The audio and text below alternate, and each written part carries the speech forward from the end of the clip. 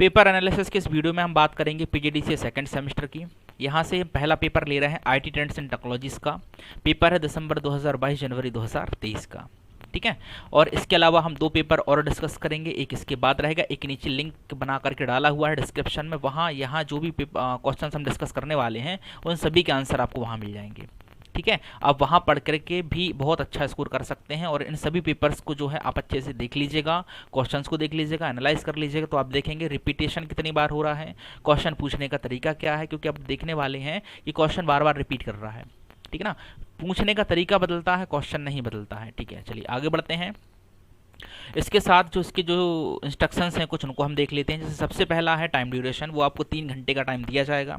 चूँकि अपना ये पहला पेपर है, ठीक है ना, तो ये है आपका 80 नंबर का, और यहाँ अपने को पासिंग मार्क्स जो चाहिए पड़ेंगे मिनिमम 32 चाहिए पड़ेंगे। इसके बाद 5 यूनिट में बटा हुआ आपका पेपर रहेगा। हर यूनिट से वैकल्पिक क्वेश्चन से मतलब है 2 क्वेश्चन दिए जाएंगे, दो में से कोई एक आपको करना पड़ेगा।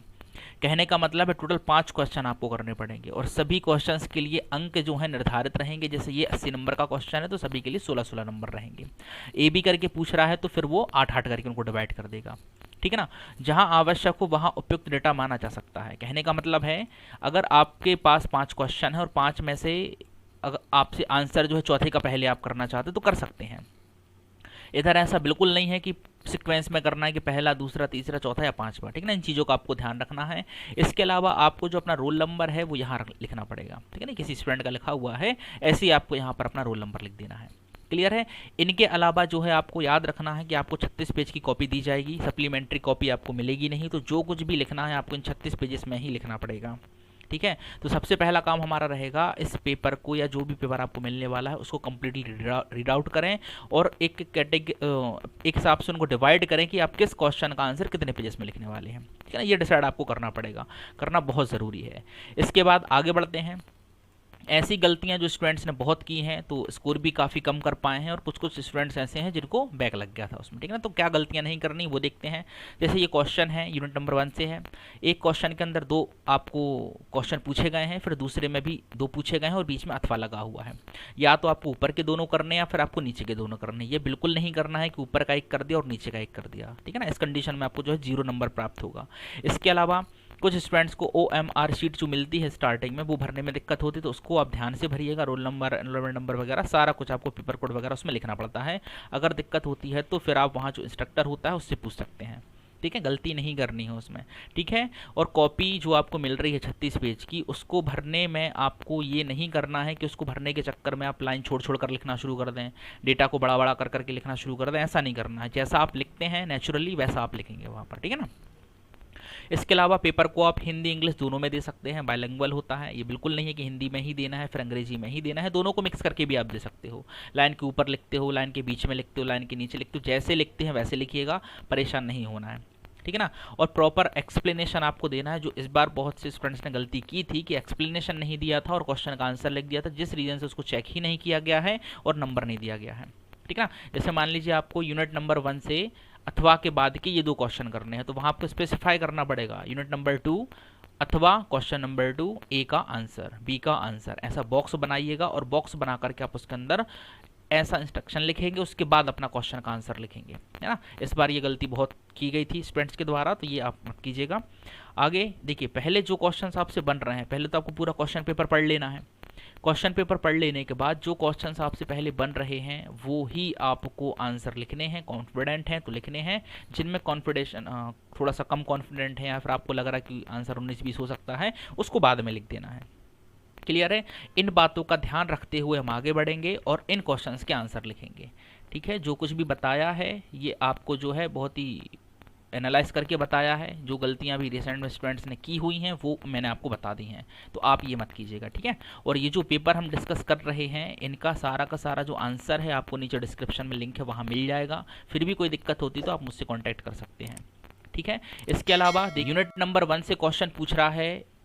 पहले का ए है ई गवर्नेंस से क्या तात्पर्य है, वर्णन कीजिए। ई गवर्नेंस पूरा समझाना पड़ेगा। इसके बाद है स्पाईवेयर एवं मॉलवेयर, है ना, का वर्णन कीजिए। ये दोनों जो वायरसेस होते हैं इनके बारे में आपको बताना पड़ेगा, ये भी हमने पढ़ा हुआ है, आंसर भी आपको नीचे मिल जाएगा। अथवा करके पूछ रहा है डिजिटल लॉकर क्या होता है ना, इसकी क्या आवश्यकता है, बिल्कुल सही है। फिर है आपका फिशिंग एंड स्पूफिंग, है ना, अटैक को समझाइए। ये दो अटैक होते हैं जो सिस्टम पर होते हैं, एक पर्टिकुलर टाइम पीरियड में होते हैं, ये आपको बताने पड़ेंगे। इसके बाद यूनिट नंबर 2 में आते हैं, ई कॉमर्स क्या है, इसके लाभ एवं हानियों का वर्णन कीजिए, इसमें उपयोग होने वाली टेक्नोलॉजी की भी संक्षिप्त में व्याख्या कीजिए, ये आपको बताना पड़ेगा। ये क्वेश्चन बहुत पूछा जाता है, रिपीट होता है कई बार, कई एग्जाम्स में पूछा गया है। ठीक है, आगे बढ़ते हैं। अथवा करके क्वेश्चन है, इलेक्ट्रॉनिक पेमेंट सिस्टम क्या है, इसमें उपयोग होने वाली किन्हीं 3 विधियों का वर्णन कीजिए, है ना। इलेक्ट्रॉनिक पेमेंट सिस्टम जो हम आज के समय में नॉर्मली करते हैं वो आपको यहाँ पर समझा देना है। यूनिट नंबर 3 की बात करते हैं, यहाँ से एक क्वेश्चन आपका बन रहा है, वायरलेस कम्युनिकेशन सिस्टम से क्या तात्पर्य है, विस्तार से वर्णन कीजिए। ठीक है ना, वायरलेस कम्युनिकेशन जितने भी हम बना पाते हैं वो सभी आपको यहाँ पर जो है लिखने पड़ेंगे। इसके अलावा आगे बढ़ेंगे, अथवा करके पूछ रहा है ना, ये देखिए, GIS और ISP एवं मोबाइल कंप्यूटिंग का विस्तार से वर्णन कीजिए। ठीक है ना, ये कुछ टेक्नोलॉजीज होती हैं जिनके बारे में आपको बताना पड़ेगा। इधर तीनों पूछ लिए हैं, है ना, आगे चलेंगे देखेंगे तो एक अलग क्वेश्चन पूछा हुआ इसके बारे में। ठीक है, आगे बढ़ेंगे। AI के सिद्धांत एवं उपयोगिताओं की विस्तार से व्याख्या कीजिए। आर्टिफिशियल इंटेलिजेंस के बारे में आपको पूरा बताना है इधर। ठीक है, इसी का अथवा करके क्वेश्चन है, क्लाउड कंप्यूटिंग क्या होती है, इसके सर्विस मॉडल का वर्णन कीजिए, ये आपको बताना पड़ेगा। अगला क्वेश्चन है इसी में, यूनिट नंबर 5 से है, वो है सिस्टम डेवलपमेंट लाइफ, है ना, साइकिल के विभिन्न घटकों यानी कि फेसेस की विस्तार में व्याख्या कीजिए, ये आपको इसका आंसर देना पड़ेगा। ये सभी आपको मिल जाएंगे नीचे डिस्क्रिप्शन में।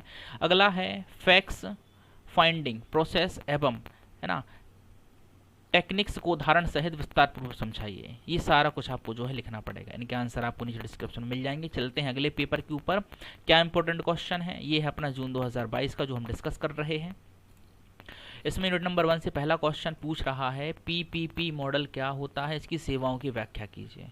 ठीक है, ये आपको बताना पड़ेगा। इसी में बी करके है, साइबर क्राइम क्या है, इसकी विभिन्न श्रेणियों की व्याख्या कीजिए, जो आज के समय में बहुत चल रहे हैं, ये आपको लिखना पड़ेगा। अथवा करके क्वेश्चन दे रहा है, ई गवर्नेंस के फायदे और सीमाएं लिखिए, है ना, ई गवर्नेंस क्या है ये बताना पड़ेगा और उसके फायदे और नुकसान आपको यहाँ पर बताने हैं।